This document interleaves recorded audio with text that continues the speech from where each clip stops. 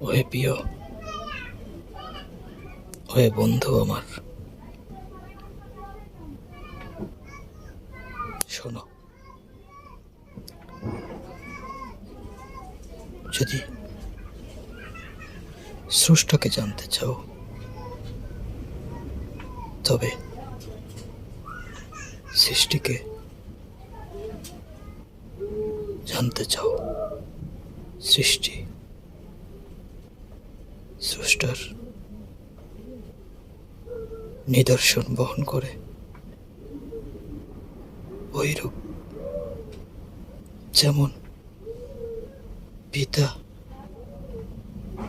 তার সন্তানের অবয়বের ছাপ রাখে,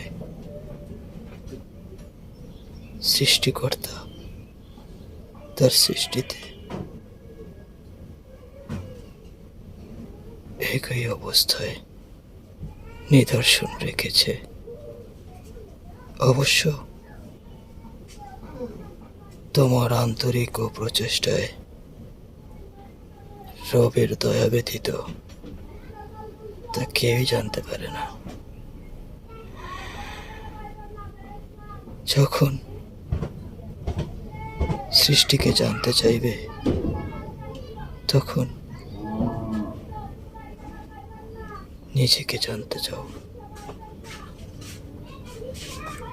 যদি তুমি নিজেকে না চেনো, তবে সৃষ্টির অবস্থানের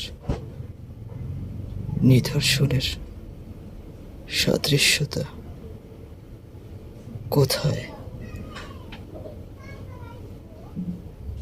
মেলাবে? সৃষ্টির রহস্যের সমাধান জানতে পারবে যখন তুমি তোমাকে জানতে শুরু করবে। আর যখন তুমি নিজেকে জানতে শুরু করবে, তখন কোনো কিছুই আর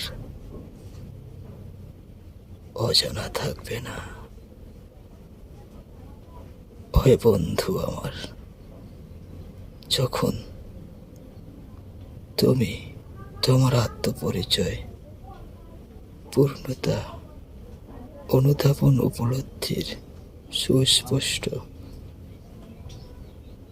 অবস্থানে পৌঁছাবে, তখন তুমি নিজেই রহস্যের সৃষ্টিকর।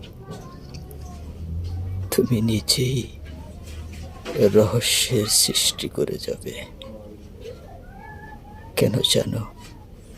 কারণ তুমি রহস্যর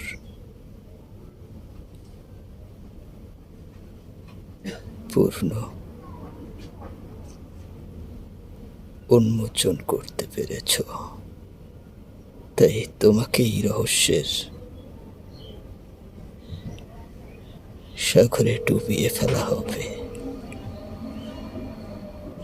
ওইরূপ যে মৃত্যুবরণ করলো, সে স্বাভাবিক অবস্থায় ফিরে এসে মৃত্যুর স্বাদ সম্পর্কে সাধারণের নিকট আর প্রকাশ করার সক্ষমতা রাখে না।